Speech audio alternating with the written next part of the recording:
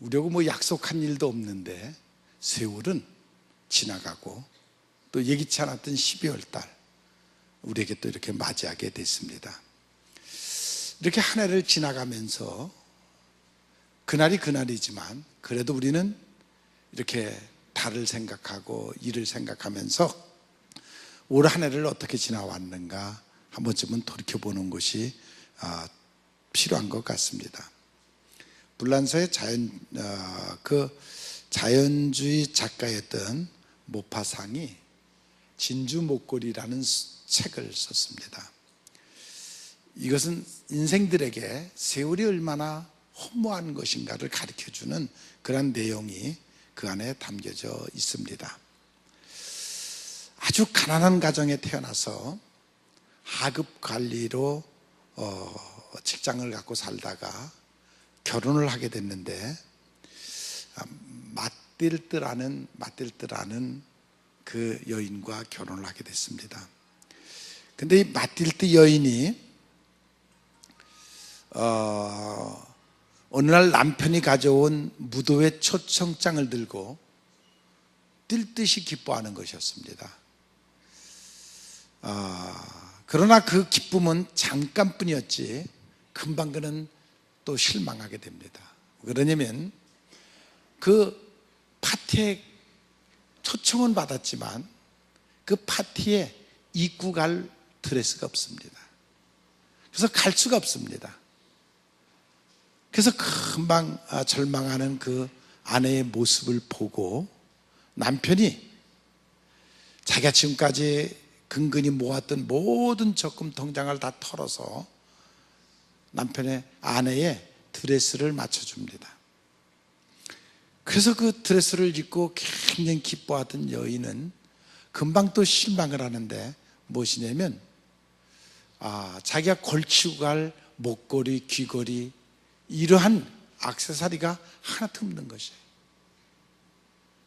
그래서 그는 실망을 하다가 자기 친구 중에 아주 잘 사는 부잣집 친구가 있어서 그 친구에게 가서 진주 목걸이를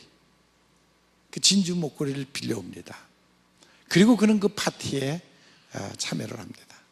정말 모처럼 그런 파티에 나가보니까 굉장히 그는 즐거웠고 행복했습니다. 누구보다도 그는 아름다웠고 매혹적이었습니다. 그래서 많은 사람들에게 관심을 갖고 인기를 끌고 정말 그야말로 황홀한 파티를 보낼 수 있었습니다. 그리고 그는 파티가 끝나자 집으로 돌아와서 황홀한 마음에 드레스를 벗는 순간 그는 깜짝 기절하듯이 놀랍니다. 그것은 무엇이냐면 자기가 친구에게 빌려왔던 진주 목걸이가 사라진 것입니다. 파티의 그 잠깐의 그 기쁨은 다 사라지고 이제 큰 근심에 빠지게 됐습니다. 그 사실로 인해서 그 남편과 같이 의논하기를 어쩔 수 없이 똑같은 진주 목걸이를 사줘야 되니까 그때서부터 자기 집을 저당제 피고 또 빚을 얻고 모든 걸 총동원해서 똑같은 진주 목걸이를 사가지고 친구에게 다시 갖다 줬습니다. 그리고 10년이라는 세월 동안 그들은 그 빚을 갚기 위해서 10년 동안 온갖 고생을 다 하면서 그들은 그 빚을 갚습니다. 거의 빚이 다 갚을 무렵에 어느 날 산책을 하다가 자기에게 그 진주 목걸이를 빌려준 친구를 산책을 하다가 만납니다. 근데 그 마틸드를 본 그 친구가 너무 놀랍니다.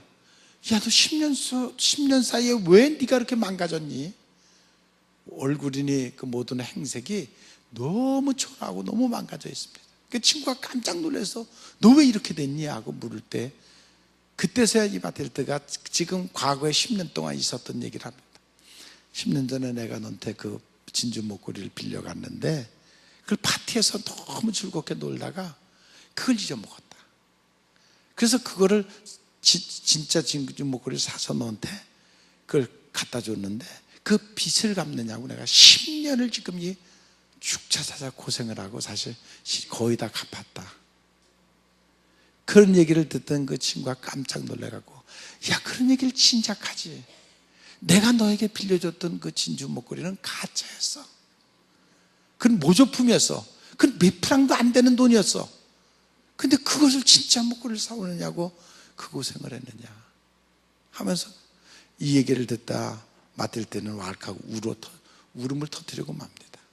자기의 지나온 10년이 너무 허무하고 너무 고생스러웠습니다. 우리의 인생은 어떻습니까? 마뜻들만 이렇게 속아서 사는 인생을 살고 있습니까? 우리는 지금 무엇 때문에 인생을 살아가고 있습니까? 무엇 때문에 우리는 그 고생을 하면서 지금 인생을 살아가고 있습니까? 정말 열심히 살고 있는데 회고해 보면 허무할 때가 너무 많고 상처가 너무 많고 속고 속는 인생을 우리는 반복해서 살아오고 있지는 않습니까? 지난주에 제가 중국 시장에 갔다가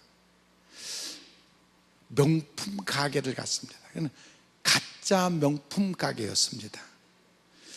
진주 목걸이를 보니까 진짜예요. 칼로 막 긁어서 보여주는데 그 진짜예요.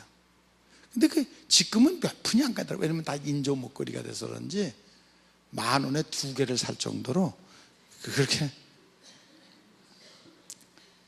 우리 집사람 귀걸이 10,000원에 2개를 사줬어요.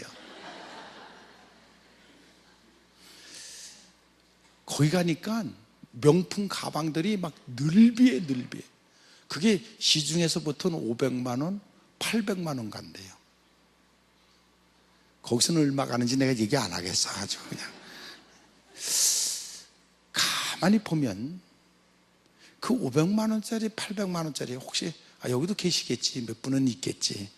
왜 그걸 들고 다니면서 그게 상처 날까 봐, 잊어먹을까 봐 왜 근심을 하면서 들고 다니는지 저의 세계에서는 도저히 이해할 수 없는 것 중에 하나가 그거예요. 이거 상처나면 어떡할까? 잊어먹으면 어떡할까? 왜 그 근심을 사서 해요? 그런데도 그런 분들이 있어요. 어떻게 보면 속이 허하니까 겉으로 그런 것들이라도 보여주고 싶어하는 마음이 있는 것 같습니다. 자, 한 해를 마무리하면서 우리가 털어버릴 것은 좀 털어버리고 청산할 것은 좀 청산하고 좀 새로운 마음으로 한 해를 출발하시기를 바랍니다. 잊은 은혜를 회복하는 지혜가 우리들에게 필요합니다. 속담에 있는 말대로 원수는 바위에 새기고 은혜는 물에 새긴다. 정말 그렇습니다. 여러분, 한 해에 우리가 받은 은혜가 얼마나 많이 있습니까? 일일이 계산하려면 한도 끝도 없어요. 그렇게 많은 은혜를 받았는데 그 은혜는 다 물에 떠내려갔어요. 남은 게 없어. 여러분들의 가슴 속에 뭐가 남았느냐면 받은 상처만 남았어.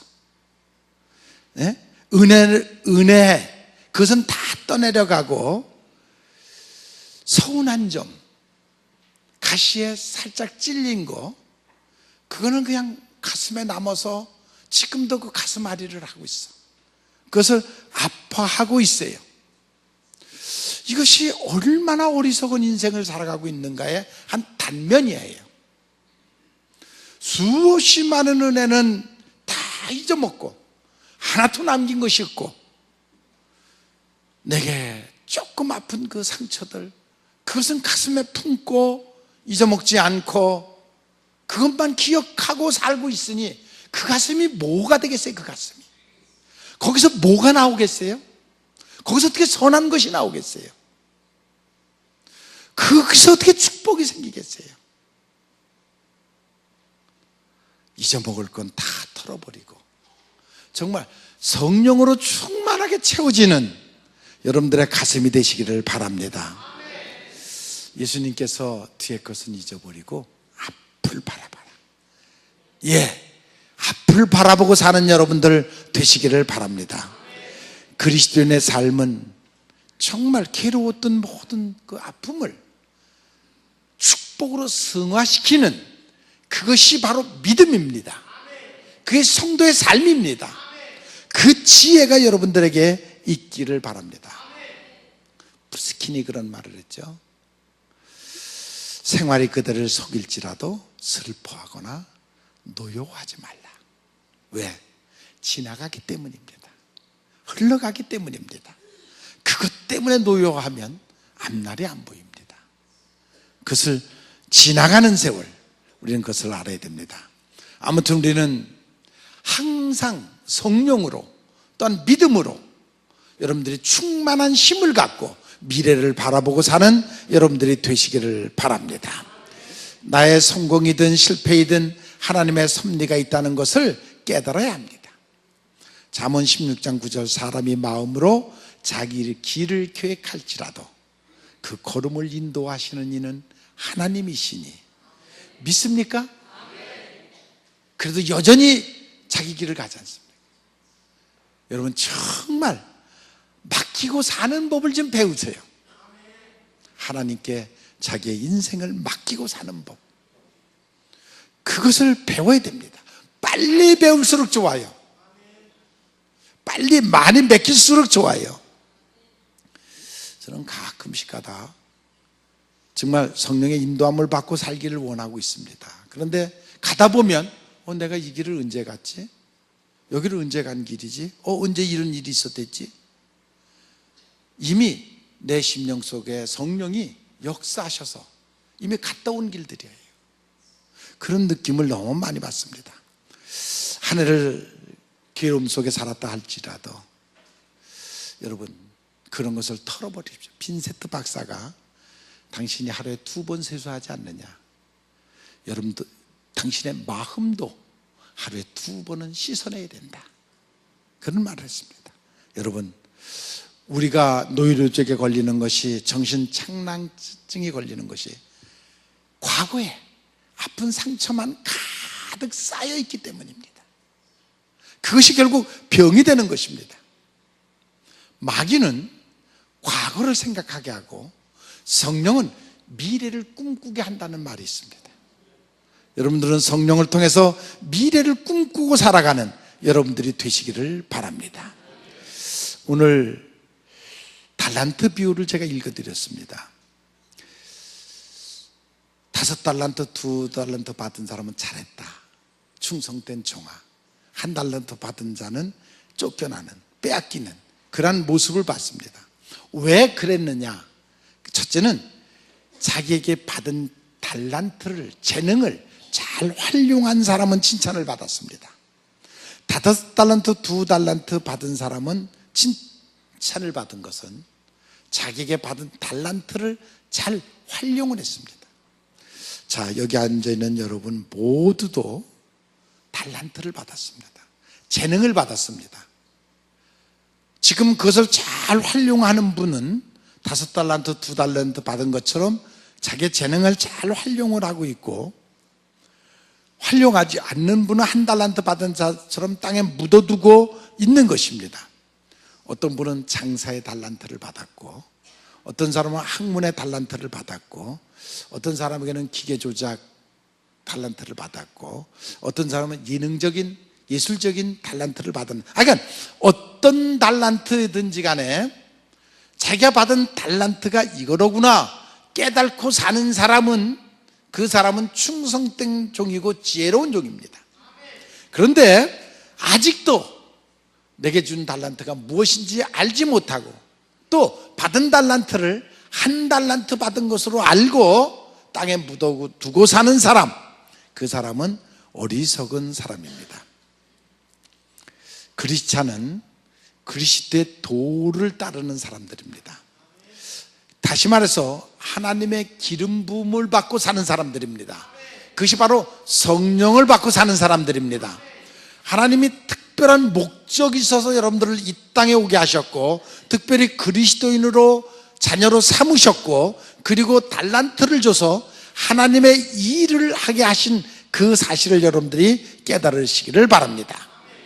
내 목적대로 사는 것이 아니라 하나님의 뜻을 따라서 그 일을 해나가는 지혜가 여러분들에게 있기를 바랍니다. 하나님이 주신 재능을 묻어두는 것은 죄입니다. 그것은 바로 책망을 받습니다. 악하고 게으른 종, 그것은 하나님이 주신 재능을 활용하지 않고 또 세상을 향해서는 자기의 재능을 쓰면서 하나님께는 그 재능을 드리지 않는 것도 죄입니다. 물론 재능을 많이 받으신 분이 있고 적게 받은 분이 있지만 가장 큰 것은 내가 어떤 재능을 얼만큼 받았든지 간에 내가 작은 일에 충성하는 것이 중요합니다. 자기 재능대로, 자기에 맡겨진 대로 최선을 다하고 살아가는 지혜가 여러분들에게 있기를 바랍니다. 바울이 내가 나 된 것은 하나님의 은혜로다. 내가 이만치 된 것도, 이렇게 된 것도 하나님의 은혜인 줄 알고 그 은혜에 충성하는 여러분들이 되시기를 바랍니다. 이 달란트 받은 자 중에 칭찬받은 자들은 시간을 선용했습니다. 사람은 시간 속에 살고 있습니다. 영원한 사람은 없습니다. 이제 우리는 때가 되면 반드시 가는데 간 후에 심판을 받습니다. 바로 너 5달란트 줬는데 어떻게 살다 왔느냐, 너 2달란트 줬는데 어떻게 살다 왔느냐, 너 1달란트 줬는데 어떻게 살다 왔느냐. 1달란트 받은 자는 시간을 낭비한 것이며 묻어뒀습니다. 지금 시간을 묻어두고 사는 사람들이 있단 말이죠. 그것이 바로 하나님 앞에 혼날 일이라는 것이죠. 에베소 15장 15절에 그런즉 너희가 어떻게 행할 것을 자세히 주의하여 지혜 없는 자 같이 하지 말고 지혜 있는 자 같이 하여 세월을 아끼라. 세월을 아낄 줄 알아야 됩니다. 돈보다 더 귀한 것이 시간입니다. 그것은 바로 우리의 생명이고 삶입니다. 그것을 아낄 줄 아시기를 바랍니다. 시간을 낭비해서는 안 됩니다. 차곡차곡 계획 있게 하루하루를 살아야 됩니다. 어떤 철강회사 회장이 그 회사에 부임해서 첫 번째 한 말이 그런 얘기를 했다고 그래요. 내일 아침 해야 할 일 중에 가장 중요한 일, 우선순위를 정하고 거기다 번호를 매기고 그리고 써놓고 내일 아침에 출근하면 그 번호 매긴 대로 일을 진행해라. 그것이 습관화되도록 해라. 같은 방법을 아랫사람들에게도 똑같이 가르쳐서 그렇게 하도록 해라. 시간은 내 것이 아니라 하나님이 주신 것이기에 그와 같이 하라. 그렇게 했다고 그래요. 그 회사가 엄청나게 큰 회사로 변했습니다. 우리의 인생사가 어저께도 제가 비행기를 타고 그렇게 내려다 보니까 인천대교, 그게 우리가 볼 때는 얼마큼 됩니까? 갈 때도 그 인천대교를 건너갔지만 양쪽 3차선, 6차선에 얼마나 튼튼하게 그냥 잘 져서 차가 그냥 수천 대가 맨날 왔다 갔다 하면서 거기 그 다리가 그런데 하늘에서 이렇게 내려다 보니까 그냥 실 하나 이렇게 그어놓은 것 같아요. 실. 우리가 그 위를 그렇게 튼튼한 줄 알고 달려다녀요. 차를 타고 그 위를 왔다 갔다 달려다니고 있어요. 근데 하늘에서 이렇게 비행기에서 내려다 보니까 가나다란 실 하나 이렇게 건너놓은 것 같더라고요. 우리의 인생사가 정말 실 위를 걸어가는 그런 것 같습니다. 언제 끊어질 줄을 모릅니다. 그러게 우리가 겸손한 가운데 주어진 시간마다 최선을 다하고 살아가는 지혜가 여러분들에게 있기를 바랍니다. 한순간의 파티로 10년이란 긴 세월을, 그것도 모조품 가짜 진주 목걸이 하나 때문에 10년을 인생을 허비한 한 가정의 모습을 봅니다. 지금도 그렇게 인생을 살아가는 사람들이 얼마나 많이 있습니까? 나는 아니요? 아니, 그건 짓불복 아닙니까? 다 그런 어리석은 인생을 지금 살아가고 있습니다. 정말 우리로 하여금 지혜의 마음을 얻고 여러분들이 성령의 지시함대로 살아가는 그런 여러분들이 되시기를 바랍니다. 이번 12월 주님 오십니다. 그 주님을 꼭 만나시기를 바랍니다. 그리고 이제 성령의 인도하심대로 살아가는 여러분들의 삶이 되시기를 바랍니다. 성경에 보면 동방박사 얘기가 나옵니다. 동방박사가 예수님을, 아기 예수를 찾아서 먼 페르시아서부터 사막길을 건너서 옵니다. 그러다가 그 헤롯 왕이 있는 궁으로, 분명히 왕은 궁에서 태어날 건 줄 알고 그곳에 가서 여기 아기 예수가 태어나지 않았느냐라고 묻습니다. 헤롯은 그것으로 인해서 긴장을 합니다. 아니, 왕이 또 태어나다니, 내가 왕인데. 그래서 그는 2살 미만 어린아이를 다 죽입니다. 그 헤롯 왕이 잘못 들어가서 왕을 만난, 그 헤롯 왕을 만난 이후에 그런 피비린내 나는 그런 살생이 이루어지고, 그러면서 그 헤롯 왕이 뭐라고 그러냐면, 당신들이 가서 왕을 만나거든, 어린 예수를 만나거든 내게 가르쳐달라. 왜? 내가 가서 그를 경배하리라. 이게 악한 영의 술수입니다. 악한 영이 지금 그 동방박사들에게 그런 얘기를 합니다. 헤롯 왕이, 그 헤롯 왕, 세상이죠. 부와 권력이 있는 곳, 폭력과 분노가 있는 곳, 시기와 증오가 있는 바로 그곳, 마귀의 심성, 그 마귀가 지금 헤롯 왕이, 마귀가 지금 그 동방박사들에게 겉으로는 아주 그렇게, 나도 가서 그 예수를 경배할 테니 있는 곳을 가르쳐달라. 수없이 많은 어린아이를 죽게 했습니다. 그런데 그 헤롯 왕이 한 얘기를 듣고 이들이, 동방박사들이 가서 정말 아기 예수를 만났습니다. 아기 예수를 만나고 그를 경배한 후에 다시 그들이 헤롯 궁에 가서 왕에게 그것을 얘기하려고 할 때 성령이 나타나셔서 글로 가지 말아라. 이제 네가 예수를 만나지 않았느냐 하고 다른 길을 지시해서 다른 길로 가는 그러한 모습을 볼 수가 있습니다. 예수를 만났는데 무엇으로 헤롯, 세상으로, 글로 들어가느냐. 이제는 그곳으로 가지 말고 다른 곳으로 가라 지시하는 것을 볼 수가 있습니다. 과거로 돌아가지 말고 이제 새로운 길로, 온 길로 다시 가지 말고 새로운 길로 가라. 신앙에 유익이 되지 못하는 그러한 삶을 살지 말고 이제는 새로운 삶을 살라. 그들에게 새로운 길을 인도하는 것을 볼 수가 있습니다. 그것이 바로 성령의 역사였습니다. 예수님을 만난 후에 그들에게 성령이 역사하셔서 지금까지 온 길로 다시 돌아가지 않게 새로운 길로 가게 하는 그러한 모습을 볼 수가 있습니다. 다른 길로 가라는 성령의 지시. 그들은 아기 예수를 만난 후에 성령의 지시를 받기 시작을 했습니다. 누구든지 예수를 만나면 성령을 받게 되고, 성령을 받게 되면 그 성령이 인도하는 대로 가야 합니다. 왜 아멘이 없어졌어요? 아멘이 잘 안 되죠? 지금까지는 어떻게 살아왔든지 간에, 아니 지금까지는 내 모습, 내 멋대로 살아왔습니다. 그것이 30년, 40년, 50년, 60년, 예수님 만나기 전에 또 만난 후에도 그냥 내 습관대로, 내 방법대로 살아왔습니다. 그것이 변하는 결단적인 사건이 우리에게 필요합니다. 뭔가 새로운 역사가 내게 일어나야 됩니다.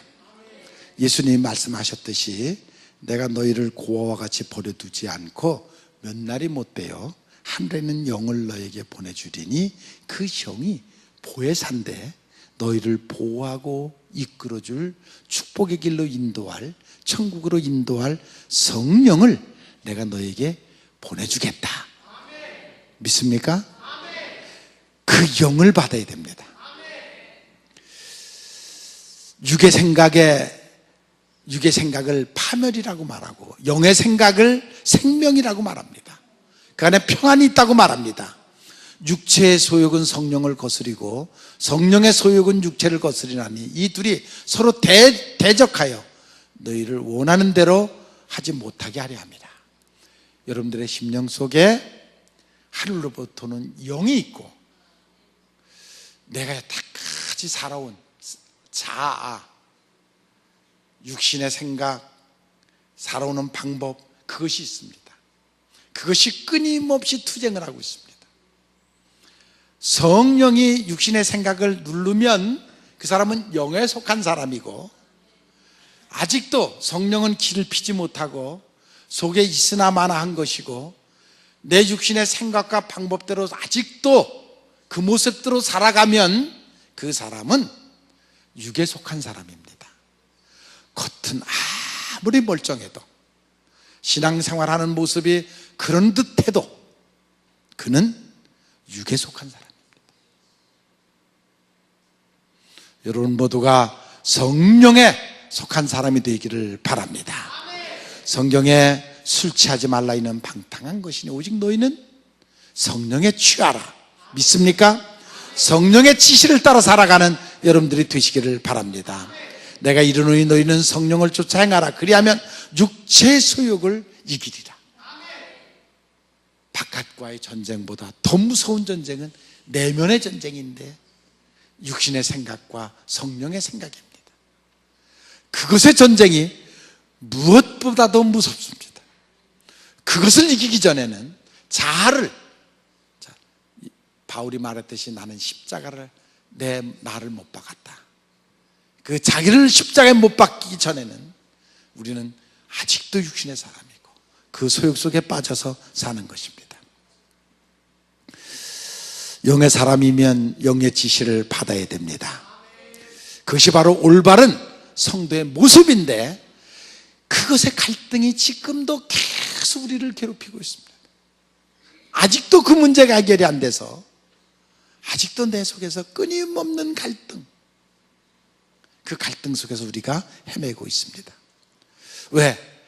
우리는 여태까지 육체의 소욕대로 살아왔기 때문에, 그것이 습관화되어 있기 때문에 그것을 포기하고 하나님의 영의 음성을 듣고 살아간다는 일이 결국 광야를 갈 바를 알지 못하고 가는, 믿음으로 가는 아브라함 같은 심정이기에 그것이 결코 쉽지가 않습니다. 베드로가 로마에서 핍박이 오고 그러니까 그 로마를 빠져서 아피안으로 이제 가는데 그 길거리에서 예수님을 만납니다. 예수님 어디를 가십니까? 그러니까 예수님께서 쿠오바디스 도미노 그랬는데, 이 말은 내가 지금 로마에서 핍박을 받으니까 도망 나오지 않느냐, 나는 그래서 내가 그 십자가를 짊어지려고 다시 로마로 들어가고 있다. 그 소리를 듣고 결국 베드로가 돌이켜서 로마로 들어가서 순교를 당하는데, 거꾸로 십자가에 거꾸로 달아서 순교당하는 로마의 그 베드로의 모습을 볼 수가 있습니다. 예수님을 만난 동방박사, 그들이 집으로 돌아가는데 그들은 성령의 지시를 받고 다른 길로 갔습니다. 그것이 바로 변화받은 삶인 것입니다. 현실 속에 빠져 살던 사람이 천국을 바라보고 삶의 생각과 방향이 변하는 것입니다. 육체적 본능적으로 사는 것이 아니라 방향전환, 새로운 피조물로 살아가는 것입니다. 보라, 새 것이 되었도다. 바로 새 것으로 살아가는 것입니다. 육신 중심이 예수님 중심으로, 인간 사고 속에 빠져 살던 이들이 성령의 중심으로 살아가는 것입니다. 다른 길로 간다는 것은 방향 판단이고, 방향이 바뀌었다는 것이, 그것은 회개를 말하는 것입니다. 지나온 1년 어떻게 살아왔습니까? 정말 내 멋대로 살지 않았습니까? 하나님의 성령의 인도하심보다 내 생각이 먼저 앞서지 않았습니까? 난 여러분들에게 새로운 변화가 있기를 원합니다. 새로운 길을 찾아가시기를 바랍니다. 성령의 인도하심대로 살아가시기를 바랍니다. 그것이 바로 천국문을 향해 가는 발걸음인 것을 믿으시기를 바랍니다. 그렇지 않으면 우리가 다 망할 수밖에 없습니다. 동방박사들이 예수님을 만나는 순간 새로운 결단을 했고 회개를 했고, 그래서 그들은 이제 성령의 지시함을, 인도하심을 받고 변화된 인생을 살아가고 있습니다. 예수님은 정말 만난 사람들은 변화받습니다. 진실한 삶으로 변하는 것을 볼 수가 있습니다. 하나님을 통한 축복을 경험을 하고 살아갑니다. 자, 12월 첫째 주일입니다. 올 한 해를 돌이켜보시고 또 남은 한 달을 어떻게 정리를 할 것인가를 생각하시고 새해를 새로운 삶의 방향으로 변화되기를 원합니다. 육신적인 계획보다는 영적인 계획을 세우시고 성령의 지시함을 받고 살아가는 여러분들이 되시기를 바랍니다. 동방박사들이 헤롯궁에 받은 명령을 듣지 아니하고 성령의 지시함을 받고 성령의 지시함대로 돌아가는 그들의 모습을 볼 수가 있습니다. 우리가 예수님을 만나야 합니다. 삶에 살아가는 방향과 방법이 변해야 됩니다. 그래서 정말 그리스도인다운 삶을 살아가는 여러분들의 삶이 되시기를 바랍니다. 그래서 12월 달 주님 모시고 또 성령 받으시고 그리고 새해는 성령의 사람으로 살아가는 여러분들이 되시기를 주님의 이름으로 축원합니다.